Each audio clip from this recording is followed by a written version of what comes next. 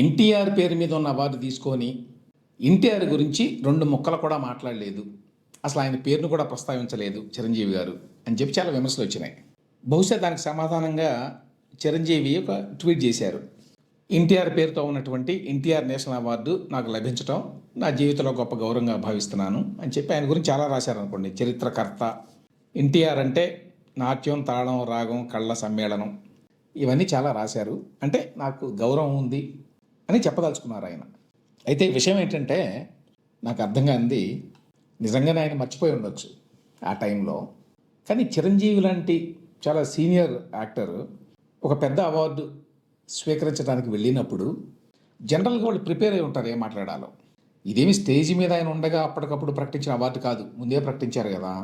So stage మీద మాట్లాడమని పిలుస్తారు, 5 నిమిషాలు 10 నిమిషాలు మాట్లాడతాం, అందులో ఏం మాట్లాడాలి. జనరల్గా ఏం చేస్తారు, ఎవరైనా ఒక పెద్ద అవార్డు ఏదైనా వచ్చినప్పుడు ఎవరి పేరు మీద అయితే అవార్డు ఉన్నదో వాళ్ళ గురించి 1 నిమిషం 2 నిమిషాలు, తాను తన కెరియర్లో ఎదుర్కొన్నటువంటి అనుభవాలు కొన్ని, ఆ తర్వాత జనరల్గా సినిమా పరిశ్రమ గురించి, సినిమా పరిశ్రమకి ప్రభుత్వాలు చేయూతను అందించాలి అనేటువంటి ధోరణిలో చివరిగా ఈ అవార్డు ఇచ్చినందుకు ఆ జ్యూరీకి, మిగతా వాళ్ళకి అందరికీ ధన్యవాదాలు, ఈ విధంగా కొనసాగుతుంది ఎక్కడైనా. ఆ రకంగా స్పీచ్లు ప్రిపేర్ చేసుకుంటారు. ఇప్పుడు చిరంజీవి గారికి పెద్ద ఆఫీస్ ఏముంటుంది, చిన్న చిన్న యాక్టర్లకి ఈ మధ్యకాలంలో స్టాఫ్ ఉంటున్నారు కదా. కాబట్టి చిరంజీవి గారికి ఖచ్చితంగా పెద్ద స్టాఫే ఉండి ఉంటుంది. ఇప్పుడు ఆయన ట్వీట్ చేశాడు ఇది ఎన్టీఆర్ మీద, ఆయన స్వయంగా కూర్చొని రాశాడా? కాదు, ఆయన స్టాఫ్కి చెప్తే వాళ్ళు దాన్ని రాసి పెడతారు. అదేవిధంగా ఎన్టీఆర్ అవార్డు వచ్చింది, అక్కడ మాట్లాడాలి, ఏం మాట్లాడితే బాగుంటుంది, మనం 5 పాయింట్స్ రాసుకోవచ్చు, లేదు స్పీచ్ మొత్తం రాసుకోవచ్చు. అవేమీ ప్రిపేర్ కాకుండా ఆయన ఎట్లా వెళ్ళాడు అనేది నాకు చాలా ఆశ్చర్యకరంగా ఉంది. ఒకవేళ దాని గురించి 1 నిమిషం ఆలోచించినా కూడా ఇదిగో ఈ అంశాలు ఉండాలి ఈ స్పీచ్లో అని చెప్పి వెంటనే తోస్తుంది వాళ్ళకి. ఆ రకంగా ఆయన ఎందుకు చేయలేదు అనేది తెలియదు మనకి.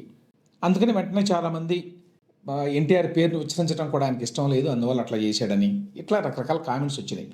అవి నిజమని నేను అనుకోవడం లేదు, ఎందుకంటే అది నిజమైతే మళ్ళీ ఇమ్మీడియట్గా ఈ ట్వీట్ చేయాల్సిన అవసరం ఉండేది కాదు. ఈ ట్వీట్ ఖచ్చితంగా ఆ స్టేజ్ మీద జరిగినటువంటి పొరపాటుని రెక్టిఫై చేసుకోవడానికే ఇచ్చారని చెప్పి అనుకోవాలి.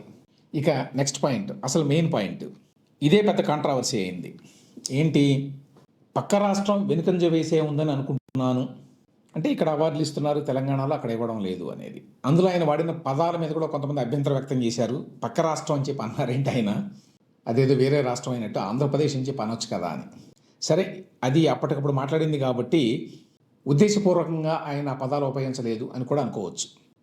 కాకపోతే యాక్చువల్ పాయింట్ అదేంటంటే, పక్క రాష్ట్రం వెనుకంజ వేసే ఉందని అనుకుంటున్నాను. ఎందుకని వెనుకంజ వేసే ఉందని అనుకుంటున్నారు చిరంజీవి గారు? సినిమా అవార్డులు ఇవ్వడం లేదు కాబట్టి. అందుకని వాళ్ళు కూడా ఇస్తే బాగుంటుంది, తెలంగాణను చూసి ఇన్స్పైర్ అయ్యి అన్నట్టుగా మాట్లాడారు. ఇక్కడ వెంటనే అందరికీ వచ్చేటువంటి అనుమానం ఏంటంటే, యాక్చువల్గా చంద్రబాబు నాయుడు గారి ప్రభుత్వం రాగానే 2014లో ఈ నంది అవార్డులు ఇచ్చే కార్యక్రమాన్ని మొదలుపెట్టారు. మొదలుపెట్టేటువంటి వెంటనే మొదలుపెట్టలేదు, 2017లో ఇచ్చారు. 2014, 2015, 2016 3 సంవత్సరాలకు గాను గ్రహీతలను ఎంపిక చేసి ఒకేసారి 2017లో ఇచ్చారు. ఆ ఇచ్చిన తర్వాత అవార్డులు వాళ్ళకి కావాల్సిన వాళ్ళకి ఇచ్చారని, వేరే వాళ్ళకి ఇవ్వలేదని కొన్ని కాంట్రావర్సీస్ కూడా అయినాయి, చాలామంది గుర్తుండే ఉంటుంది. యాక్చువల్గా గవర్నమెంట్ తిట్టారు చాలామంది చంద్రబాబు నాయుడు గారి ప్రభుత్వాన్ని, వాళ్ళకి ఇచ్చారు వీళ్ళకి ఇవ్వలేదు, వాళ్ళకి ఇచ్చుకున్నారు, ఇట్లాంటివి ఏవో ఉంటాయి కదా. కాబట్టి యాక్చువల్గా చంద్రబాబు నాయుడు గారి ప్రభుత్వం నంది అవార్డులు ఇచ్చింది. కాబట్టి నంది అవార్డుల్ని ఏపీ ప్రభుత్వం అసలు మొదలు పెట్టలేదు అనే అర్థం వచ్చేలాగా మాట్లాడడం తప్పు. ఆల్రెడీ వాళ్ళు అవార్డు మొదలుపెట్టారు. ఈ అవార్డులను ఆపేసింది ఎవరు? జగన్మోహన్ రెడ్డి గారు. ఆయన ప్రభుత్వం 2019లో వచ్చింది, అప్పటి నుంచి 2024 మధ్యకాలంలో వీటి వచ్చే ఎత్తలేదు వాళ్ళు. అప్పుడు ఏ బహిరంగ సభలోనూ, ఏ బహిరంగ వేదిక మీద నుంచి చిరంజీవి గారు ఈ మాట మాట్లాడలేదు కదా, ఇప్పుడు ఎందుకు మాట్లాడారు అనేది ఒక ప్రశ్న. ఇంకొక ఆసక్తికరమైన అంశం ఏంటంటే, ఇందులో మధ్యలో ఆగిపోయినాయి, ఇప్పుడు మళ్ళీ చంద్రబాబు నాయుడు గారి ప్రభుత్వం మొదలు పెడితే బాగుంటుంది అని చెప్పి అనుకొని ఉండొచ్చు చిరంజీవి గారు. అనుకుంటే ఆయన చంద్రబాబు నాయుడు గారి పేరు తీసుకుని మరీ మాట్లాడారు ఆ వేదిక మీద. ఆ ప్రభుత్వంలో డిప్యూటీ ముఖ్యమంత్రిగా ఉన్నది పవన్ కళ్యాణ్, సినిమాటోగ్రఫీ మంత్రిగా ఉన్నది కందుల దుర్గేష్. వీరిద్దరూ కూడా చిరంజీవి గారికి సన్నిహితులే ఉంది. పవన్ గారు ఆయన తమ్ముడే, దుర్గేష్ గారు కూడా సన్నిహితుడే. వాళ్ళకు ఒక మాట చెప్తే సరిపోతుంది, బహిరంగ వేదిక నుంచి ఆ రకంగా అసంతృప్తిని వ్యక్తం చేయాల్సిన అవసరం లేదు. ఎందుకంటే సినిమా ఇండస్ట్రీకి సంబంధించి కూటమి ప్రభుత్వంలో నిర్ణయాలు తీసుకునేది ఆయనకి సన్నిహితులైన వాళ్ళు. పవన్ కళ్యాణ్ గారి పర్మిషన్ లేకుండా సినిమా ఇండస్ట్రీకి సంబంధించి కూటమి ప్రభుత్వంలో నిర్ణయాలు జరగవు. ఈవెన్ అఫీషియల్గా కూడా మంత్రి ఎవరు అంటే జనసేనకు చెందినటువంటి నాయకుడు, కాబట్టి చిరంజీవి గారికి దగ్గరవాడు. మరి వాళ్ళని వదిలేసి చంద్రబాబు నాయుడు గారి పేరు తీసుకొని మాట్లాడడం అంటే ఈ నిర్ణయం ఏదో చంద్రబాబు నాయుడు గారి చేతుల్లో ఉంది, ఆయన తీసుకోవడం లేదు అని అర్థం వస్తుంది. అది ఫ్యాక్చువల్గా కరెక్టా? ఇంకొక ఆసక్తికరమైన విషయం ఏంటంటే యాక్చువల్గా నంది అవార్డులు ఇస్తున్నాము అని చెప్పి కూటమి ప్రభుత్వం ప్రకటించింది. ఎప్పుడో కాదు, మొన్న ఫిబ్రవరిలో ఈ వార్త చూడండి స్క్రీన్ మీద, హిందూలో వచ్చింది. నంది అవార్డుల్ని త్వరలో ఇస్తున్నాము, ఇవ్వడానికి తగిన ఏర్పాట్లు చేయండి అని చెప్పి అధికారుల్ని సినిమాటోగ్రఫీ మంత్రి కందుల దుర్గేష్ గారు ఆదేశించారు అనేది వార్త. AP minister for cinematography Kandula Durgesh has directed officials to organise the prestigious Nandi awards. కాబట్టి ఫిబ్రవరిలోనే ఈ నంది అవార్డులకు సంబంధించి ఒక ప్రకటన వస్తే దీనికి సంబంధించి ఒక మీటింగ్ కూడా జరిగితే గవర్నమెంట్లో, మరి ఆ విషయం తెలియకుండా మాట్లాడారా చిరంజీవి గారు అనేది మరొక ప్రశ్న. చిరంజీవి ఈ స్పీచ్లో ఇంకో మాట అన్నారు, సినిమా అంటే మామూలు విషయం కాదు, సినిమాని కనుక ఎంకరేజ్ చేస్తే జీడిపి ఎకానమీ కూడా పెరుగుతాయి, కాబట్టి చిన్న విషయంగా తీసుకోకూడదు అని కూడా అన్నారు. దీని గురించి గతంలో కూడా ఒకసారి నేను ప్రస్తావించాను. Cinema industry economy point of వ్యూలో చాలా చిన్నది. తెలుగు ఫిల్మ్ ఇండస్ట్రీ తీసుకోండి, సంవత్సరానికి 2,000 కోట్ల రూపాయల టర్న్ ఓవర్ ఉంటే ఎక్కువ. పెద్ద సినిమాలు ఒకటో రెండో వస్తే అవి 300 కోట్లు 400 కోట్లు వసూలు చేస్తాయి. 2-3 సినిమాలు అవి కూడా హిట్ అయితే, మిగతా సినిమాలు వేటికి కూడా 50 నుంచి 100 కోట్లు కూడా రావు.